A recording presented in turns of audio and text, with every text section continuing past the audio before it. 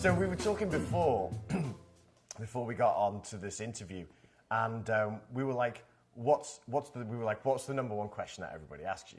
And you were saying that the number one question is, what did you think when you crossed the line? And I said, what did you think? And we were like, whoa, let's hold out for the interview. So Ken, I'm going to ask you the question.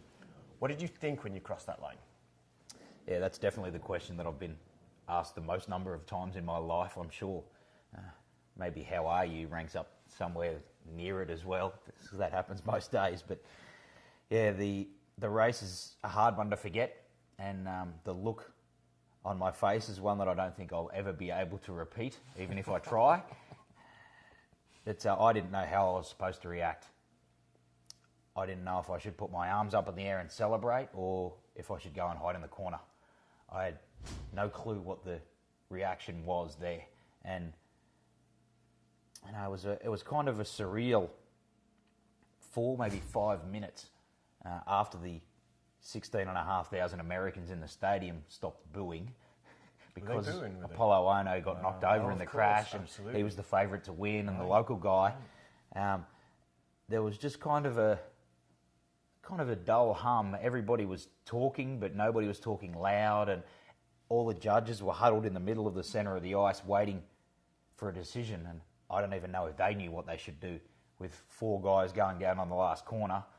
I don't know if they were flicking through the rule book in the centre of the ice, trying to come up with what the right decision was, and everyone was waiting for that decision. All the other skaters in the race, Apollo Ono, the American, he got a cut on his leg. I think he needed 6 stitches, and the Canadian guy, he got a cut on his glute, on his backside, and I think he needed 8 stitches, so there was a little bit of blood on the ice, and those guys had gotten off to go and get their injuries seen to.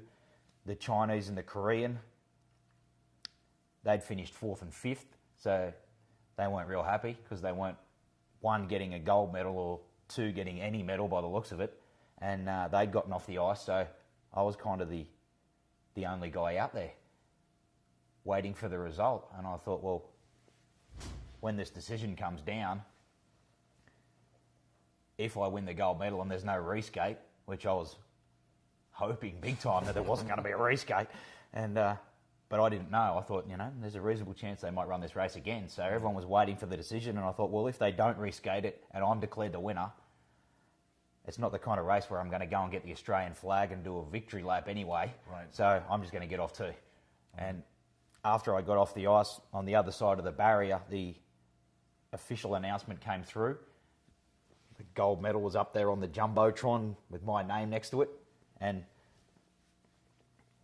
it was a couple of seconds there at that moment where I just looked up.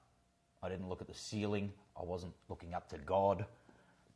But there was a couple of seconds at that moment that felt like they were carved out of the universe, and they were my 2 seconds. So that was the feeling when I went across the line. I still don't really know how to answer that question, but those 2 seconds are what was for me was going across the line.